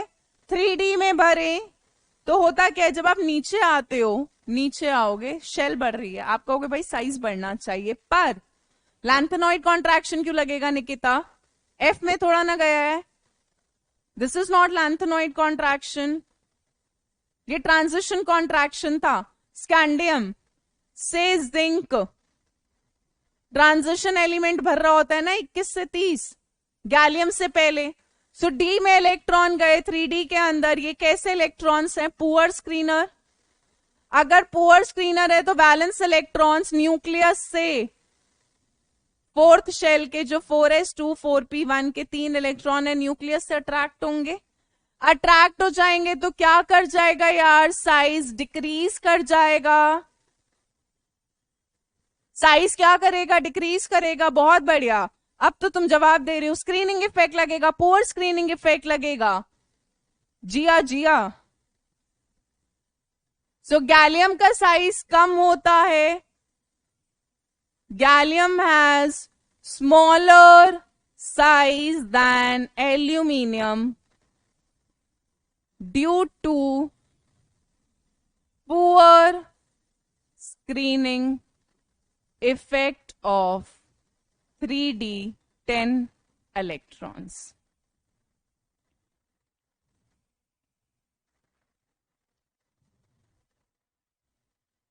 ये वाला क्लियर है, down the group size increase होना चाहिए, साइज होता है, बट एल्यूमिनियम गैलियम में गैलियम का साइज कम होता है as compare to aluminium.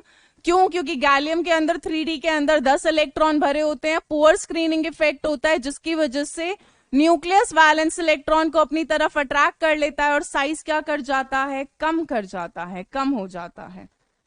Nice.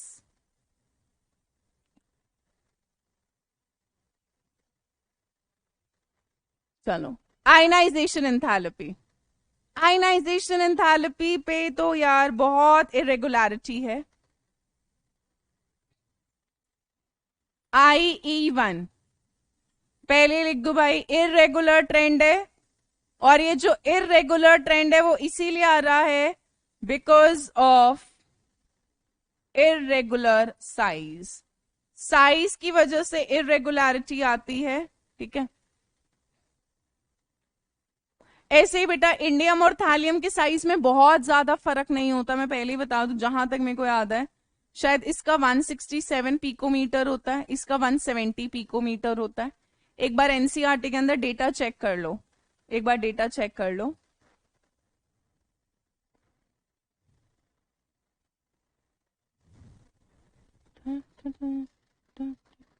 NCERT हमारे, मैंने भी तो टेबल लगा रखी है एनसीईआरटी की, तुमसे क्यों पूछ रही हूँ मैं, why am I asking you, I can see here.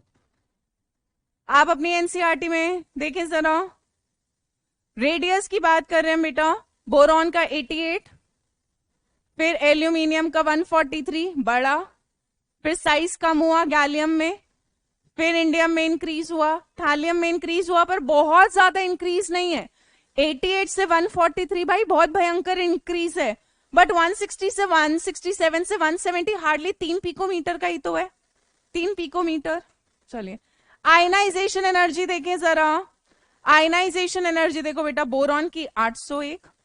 अब down the group ionization energy normally क्या करती है, डिक्रीज करती है, डिक्रीज, बट ठीक है बोरॉन से एल्यूमिनियम में घटेगी, एल्यूमिनियम से गैलियम में इंक्रीज होगी, क्योंकि गैलियम का साइज छोटा था तो आयनाइजेशन एनर्जी गैलियम की ज्यादा होगी, ठीक है।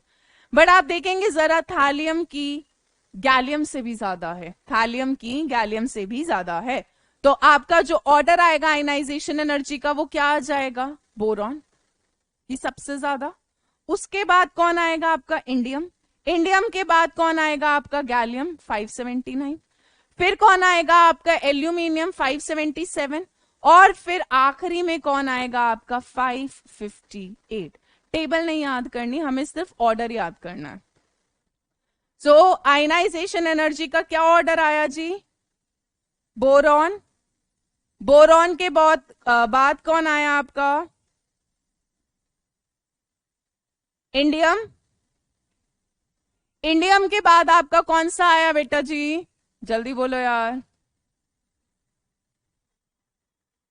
गैलियम, गैलियम के बाद कौन आया, थालियम, और सबसे कम किसकी आयनाइजेशन एनर्जी थी, एल्यूमिनियम, एल्यूमिनियम। हाँ यहाँ पे इनर्ट प्योर इफेक्ट है, इंडियम के अंदर एफ में इलेक्ट्रॉन्स भी भर रहे होते हैं और डी में भी इलेक्ट्रॉन्स भर रहे होते हैं, तो न्यूक्लियस इलेक्ट्रॉन अट्रैक्ट हो रखा होता है, तो निकालना मुश्किल होता है, इसीलिए आयनाइजेशन एनर्जी ज्यादा होती है।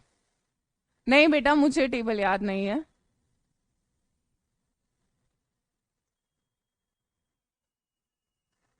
एक सेकंड रुको जरा, यहाँ कुछ मैंने ऑर्डर में गलत लिखा है क्या, वैल्यू एक मिनट देखने दो।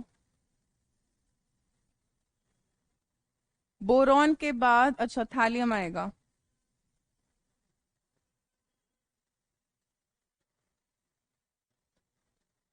थालियम के बाद, बोरॉन के बाद थालियम है, फिर गैलियम है, फिर एल्यूमिनियम है,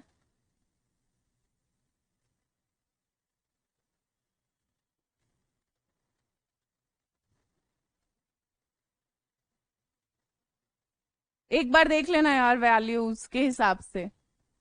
हाँ हाँ कर दिया, ठीक है यार।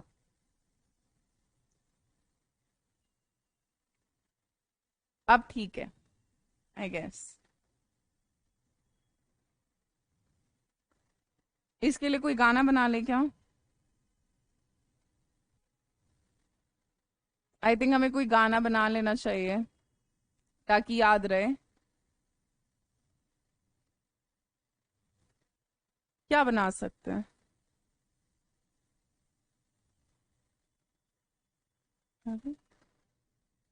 गाना बनाए तो बी, ऐसा कुछ बना ले, बैठ गई, हो जाएगा यार, बैठ गई से याद कर लेते हैं, boron, thallium, gallium, aluminium, indium. 15327 से याद हो जाएगा, 15327 से कैसे याद करा तुमने, नहीं 15327 हाउ एक कृतार्थ ने गाना बनाया, ठीक है यार, मैं मेरे हिसाब से this order is fine rather than making a song. बाकी आप हाँ, बैठ गई से भी बना सकते हैं, बैठ गई कैसे भी बना लो यार, बना लो गाना, बस तुम्हें याद होना चाहिए। उत्कर्ष तुमको जैसे याद हो बेटा वैसे याद कर लो। हाँ, रात गई बात गई, बहुत बढ़िया वंशिका। है काफी तेज हो गई हो तुम क्लास में पढ़ते पढ़ते इन बच्चों के साथ।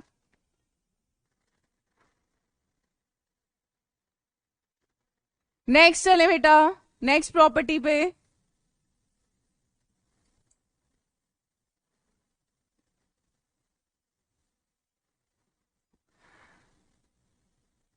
नेक्स्ट चले।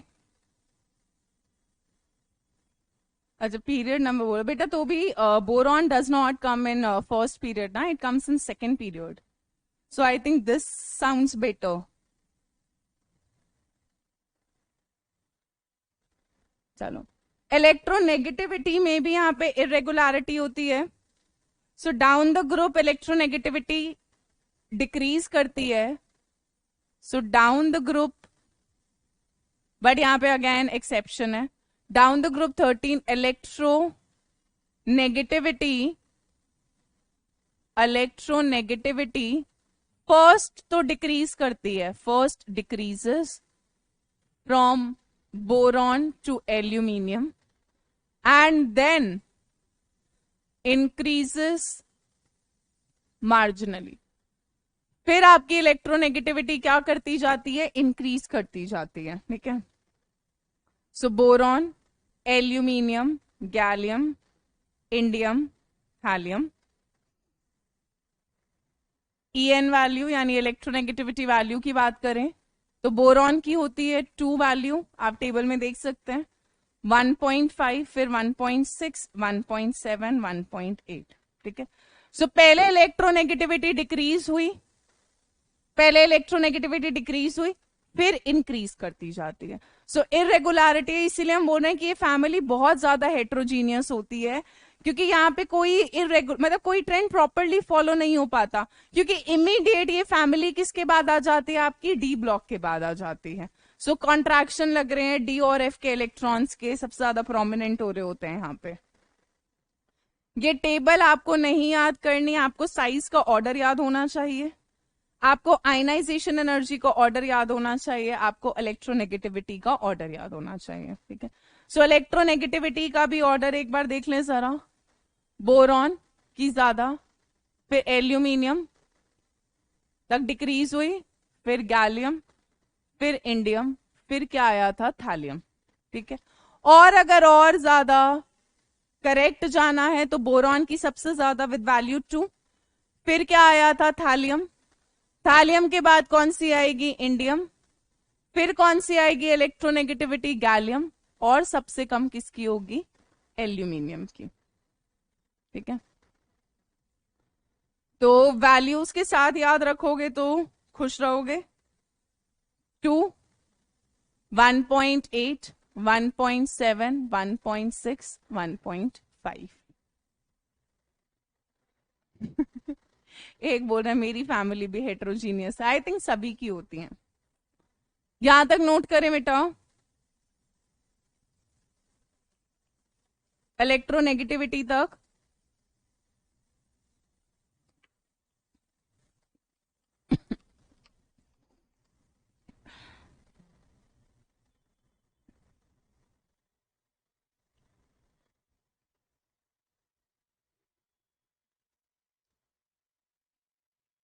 जितना सोचा था मुझे तो लग ही नहीं रहा मैं पढ़ा पाऊंगी,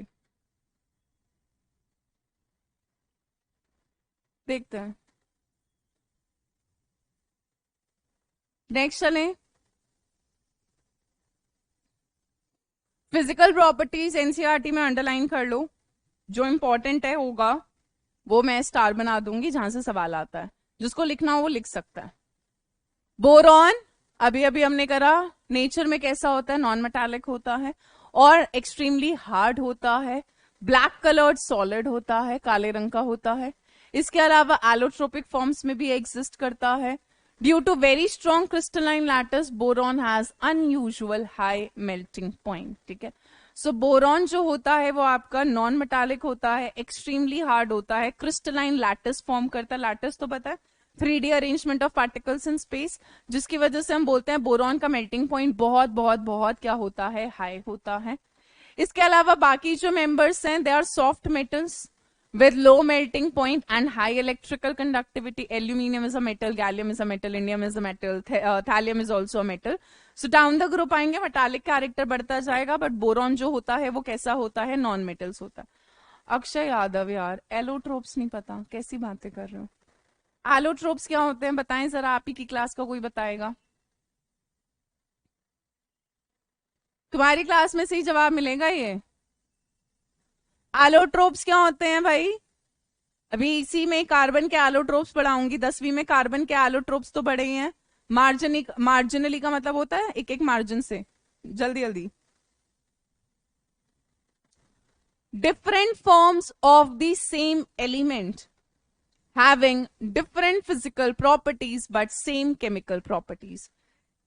एक ही एलिमेंट का जब फिजिकल अरेंजमेंट एटम्स का अलग अलग होता है तो फिजिकल प्रॉपर्टीज अलग होती है, बट केमिकल क्या होती है, सेम। जैसे कार्बन, ग्रेफाइट, डायमंड, एलोट्रोप सब कार्बन से बना है, फिजिकल प्रॉपर्टी अलग होती है। डायमंड एक्सट्रीमली हार्ड होता है, कार्बन ग्रेफाइट एक्सट्रीमली सॉफ्ट होता है, बट केमिकल प्रॉपर्टी सेम होती है।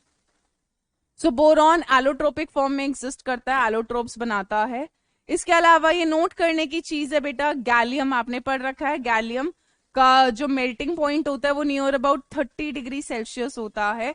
यानी जब हम गैलियम को अपनी पाम पर रखते हैं या गर्मियों में, क्योंकि गर्मियों में टेम्परेचर तो रूम टेम्परेचर होता नहीं है, रूम टेम्परेचर तो अपना 25 डिग्री है, जबकि गर्मियों में तो 40-45 भी पहुंच जाता है। जयपुर वयपुर की साइड चले जाओ, अगर कोई होगा तो बता देगा वहां कितना टेम्परेचर होता है। सो ग्रेफाइट गर्मियों में तो किस स्टेट में एग्जिस्ट करता है, लिक्विड स्टेट में। इसके अलावा गैलियम को अगर हम पाम पे रखते हैं तो हमारी बॉडी का टेम्परेचर भी नियर अबाउट 37 डिग्री सेल्सियस होता है। तो गैलियम पाम पे रखने से क्या कर जाता है, मेल्ट कर जाता है। बेटा बोरॉन बचपन में पढ़ाया जाता था मेटलॉइड है, बट ये नॉन मेटल होता है। So gallium with unusual low melting point 303 kelvin, और I can say degree Celsius में कितना हो जाएगा, 30 डिग्री सेल्सियस। मेल्ट कर जाता है जब पाम पे रखते हैं या गर्मियों में लिक्विड स्टेट की फॉर्म में आ जाता है, ठीक है। बट इसका बॉइलिंग पॉइंट बहुत हाई है, 2676 केल्विन, बहुत हाई है, जिसकी वजह से it is useful material for measuring high temperatures, ठीक है। बॉइलिंग पॉइंट काफी हाई है। डाउन द ग्रुप जाते हैं तो डेंसिटी क्या करती जाती है, इंक्रीज करती जाती है, फ्रॉम बोरॉन टू थैलियम, ठीक है। सो ये प्रॉपर्टीज एनसीईआरटी में अंडरलाइन कर लें। मेन जो ध्यान रखना है, बोरॉन नॉन मेटल होता है, एक्सट्रीमली हार्ड होता है, मेल्टिंग पॉइंट बहुत ज्यादा हाई होता है। दूसरा याद रखना है, गैलियम का मेल्टिंग पॉइंट बहुत ही ज्यादा लो होता है, बट बॉइलिंग पॉइंट काफी हाई होता है। तीसरा याद रखना है, डाउन द ग्रुप जब आओगे डेंसिटी क्या करती जाती है, इंक्रीज करती जाती है, डेंसिटी इंक्रीज करती जाती है। नहीं बेटा, gallium is not poisonous, no gallium is not poisonous. खाना है क्या तुमको?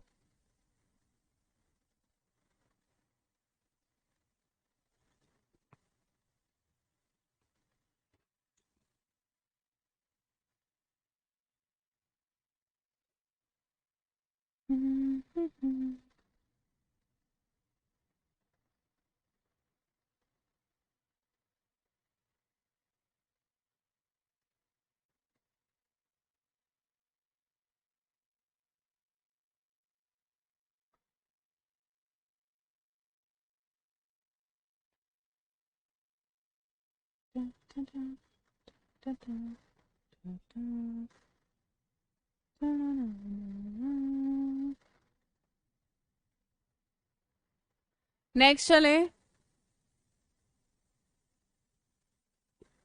चलो केमिकल प्रॉपर्टीज में पहला यार ऑक्सीडेशन स्टेट पढ़ेंगे and trends in chemical reactivity ही पढ़ेंगे। सो अगर मैं यहाँ पे ग्रुप 13 की बात करूं, सो ग्रुप 13 में again boron, aluminium, gallium, indium, thallium, यही एलिमेंट्स हैं। बोरॉन, एल्यूमिनियम, गैलियम, इंडियम और थैलियम, ठीक है। सो बोरॉन जो होता है, बिकॉज ये कैसे एग्जिस्ट करता है, नॉन मेटल, प्लस बोरॉन का इलेक्ट्रॉनिक कॉन्फ़िगरेशन क्या होता है बेटा, 1s2 2s2 2p1। साइज इसका बहुत बड़ा होगा या छोटा होगा, जल्दी बताओ यार। पहला एलिमेंट है, नॉर्मलस बिहेवियर दिखाएगा, साइज जो होता है इसका बहुत ज्यादा छोटा होगा, स्मॉल साइज है। अगर स्मॉल साइज है तो इसका जो सम होता है of IE1 IE2 and IE3 बहुत ज्यादा क्या होता है, हाई होता है। ठीक है, साइज छोटा है, 3 इलेक्ट्रॉन निकालना यानी P से एक, क्योंकि हमें पता है भाई ग्रुप 13 का मतलब है कि ये कॉमन ऑक्सीडेशन स्टेट या इनकी जो कॉमन वैलेंसी होगी वो कितनी होगी, +3। +3 का मतलब है आपको कितने इलेक्ट्रॉन्स निकालने हैं, 3 इलेक्ट्रॉन्स निकालने हैं। क्या बोरॉन 3 इलेक्ट्रॉन्स खुशी से निकाल पाएगा, जल्दी बताओ यार। अगर साइज छोटा है एटम का तो न्यूक्लियस ने वैलेंस इलेक्ट्रॉन टाइटली होल्ड कर रखे होंगे, यानी जो 3 इलेक्ट्रॉन से टाइटली होल्ड हो रखे होंगे, यानी ionization energy first, ionization energy second and third ionization energy का सम बहुत हाई होगा। पहले इलेक्ट्रॉन निकालने के लिए आयनाइजेशन चाहिए, दूसरा निकालने के लिए और ज्यादा चाहिए, तीसरा इलेक्ट्रॉन निकालने के लिए और ज्यादा चाहिए, यानी कि आयनाइजेशन एनर्जी का सम बहुत ज्यादा होगा। अगर हाई आयनाइजेशन एनर्जी है तो बोरॉन +3 ऑक्सीडेशन स्टेट को शो नहीं करेगा। सो बोरॉन +3 ऑक्सीडेशन स्टेट नहीं शो करता। ये बात समझ आई, क्यों नहीं शो कर पाएगा। यानी बोरॉन के कंपाउंड्स कैसे होंगे, ज्यादातर कोवलेंट होंगे, साइज बहुत ज्यादा छोटा, आयनाइजेशन एनर्जी बहुत ज्यादा होती है, तो बोरॉन +3 की फॉर्म में कंपाउंड्स नहीं बना पाता। यहां तक क्लियर है, क्लियर है, क्लियर है, क्लियर है, जल्दी बोलो यार। एल्यूमिनियम बेचारा कहता है हाँ मैं तो बना लूंगा, तो एल्यूमिनियम तो +3 शो करता है, ठीक है। गैलियम भी +3 शो करता है, इंडियम भी +3 शो करता है, थैलियम भी +3 शो करता है, ठीक है, +3 शो करता है। पर अब जरा आ जाओ भाई, इनर्ट पेयर इफेक्ट दोबारा लगाते हैं जरा। नीचे की तरफ जब आओगे, बता दो यार जरा, नीचे की तरफ जब आप आओगे down the group, +3 oxidation state की स्टेबिलिटी कम होगी बढ़ेगी, जल्दी बताओ यार। +3 ऑक्सीडेशन स्टेट की स्टेबिलिटी बढ़ेगी या घटेगी, जल्दी बताएं।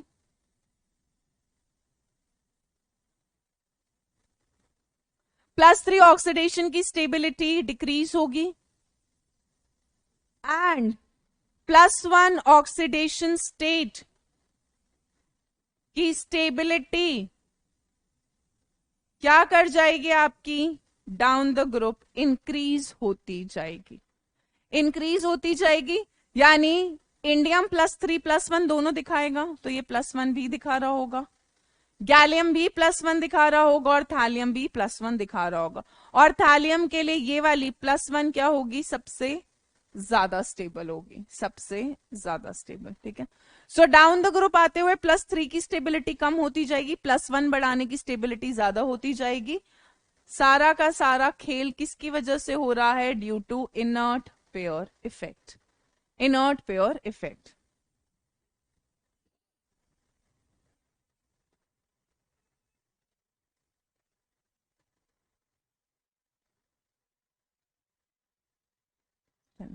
यहां तक नोट करा, नेक्स्ट चले।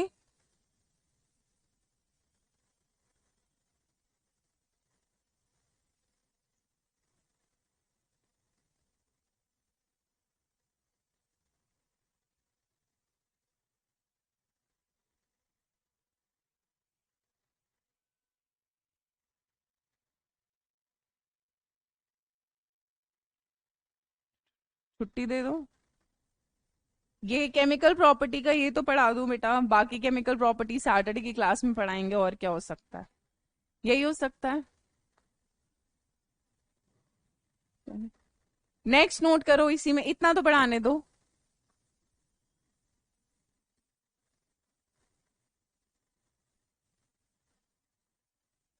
इन ट्राईवैलेंट कंपाउंड्स, एग्जाम्पल ले लेती हूं, BCl3, बोरॉन हैज कितने इलेक्ट्रॉन्स होंगे इवन आफ्टर शेयरिंग? जल्दी बोलो भाई, बोरॉन के पास कितने इलेक्ट्रॉन्स? कोवेलेंट कंपाउंड होगा, कोवेलेंट कंपाउंड होगा, याद करो जरा अपनी chemical bonding, 3 valence electron, chlorine पर 1 2 3 4 5 6 7, इस क्लोरीन पे भी 1 2 3 4 5 6 7, और इस क्लोरीन पे भी 1 2 3 4 5 6 7।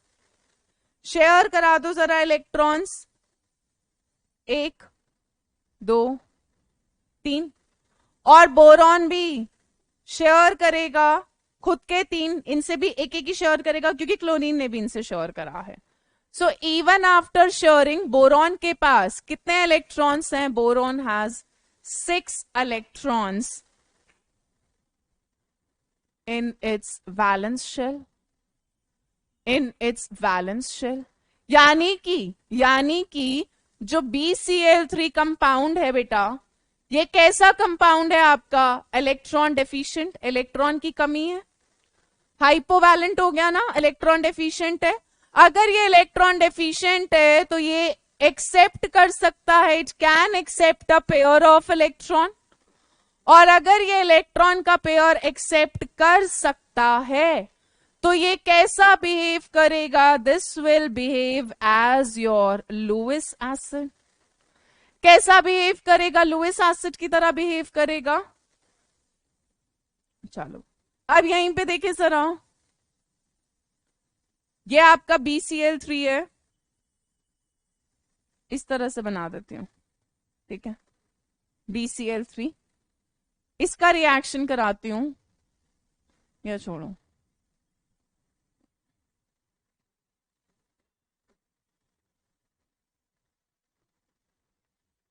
हाँ जी भाई, ये मैंने आपको पहले भी पढ़ा रखा होगा, कोऑर्डिनेट बॉन्ड में पढ़ाया था। अमोनिया जो है, अमोनिया पे नाइट्रोजन, अमोनिया ऐसा होता था, याद है, पिरामिडल शेप का विद 1 लोन पेयर, 1 2 3 4 5 6 7 8, नाइट्रोजन का ऑक्टेट पूरा होता था, sp3 हाइब्रिडाइजेशन, यहाँ पे sp2 होता है। सो अमोनिया में जो लोन पेयर है वो खाली तो है, ये इसको डोनेट कर सकता है, बोरॉन को 2 इलेक्ट्रॉन की जरूरत है, उसको अपना ऑक्टेट पूरा कंप्लीट करना है। अमोनिया का लोन पेयर कह रहा है ठीक है भाई, मेरे को तो कोई प्रॉब्लम नहीं है, मेरा लोन पेयर तो वैसे भी बॉन्डिंग में पार्टिसिपेट नहीं कर रहा था। सो अमोनिया इसको अपना लोन पेयर एक साइड से क्या करा देगा? शेयर करा देगा। याद करो भाई, 1 साइडेड शेयरिंग कौन सी बॉन्डिंग होती थी? हाँ जी बेटा, यहां sp3 हाइब्रिडाइजेशन, यहां sp2। अब मुझे ये बता दो जरा, ये डोनर है, ये एक्सेप्टर है, डोनर टू एक्सेप्टर जो बॉन्ड बनेगा, बहुत बढ़िया Akshata, the bond formed here, this will be your coordinate, या फिर कैसा बॉन्ड बन जाएगा आपका? डेटिव बॉन्ड, है ना। यानी अमोनिया यहाँ पे इलेक्ट्रॉन पेयर डोनर होता है तो ये बिहेव करता है लुईस बेस, इस पे इलेक्ट्रॉन की कमी है तो ये कैसा बिहेव करता है आपका? एज लुईस एसिड, है ना। तो जो बोरॉन के कंपाउंड्स होते हैं वो कैसे होते हैं आपके? इलेक्ट्रॉन डेफिशिएंट होते हैं। इलेक्ट्रॉन डेफिशिएंट होते हैं तो ये कैसा बिहेव करते हैं? लुईस एसिड की तरह बिहेव करते हैं। यहां तक क्लियर है? बाकी नेक्स्ट क्लास में ही करेंगे। देखते हैं केमिकल प्रॉपर्टीज और कंपाउंड्स ऑफ बोरॉन, 1-2 तो हो जाएंगे, 1-2 बच जाएंगे तो नेक्स्ट में कर लेंगे, और ग्रुप 14 शुरू करेंगे फिर, ठीक है। चलिए, यहां तक क्लियर है? यहां तक नोट हुआ? बाकी नेक्स्ट क्लास में कराऊंगी बेटा। यहां तक की एनसीईआरटी पढ़कर आना, यहां तक की एनसीईआरटी आज, अभी क्लास के बाद, अभी नेक्स्ट क्लास भी आपकी, उसके बाद कल आपकी क्लास नहीं है, फ्राइडे केमिस्ट्री की क्लास नहीं है, वैसे क्लास होंगी। मेक श्योर बेटा सैटरडे की क्लास से पहले आप इतना जितना पढ़ाया उतना एनसीईआरटी से लाइन बाय लाइन पढ़कर आए। I will see you on Saturdays class. Song नहीं बेटा, लास्ट क्लास में देखेंगे, जब पी ब्लॉक की लास्ट क्लास होगी वो भी मैं डॉली मैम को बुला के लाऊंगी कि यार मुझे थोड़ा सहारा दो गाने में, मेरी आवाज को आप कवर कर लो। ठीक है, bye guys, bye bye bye bye. Take care, you too guys, take care, bye bye.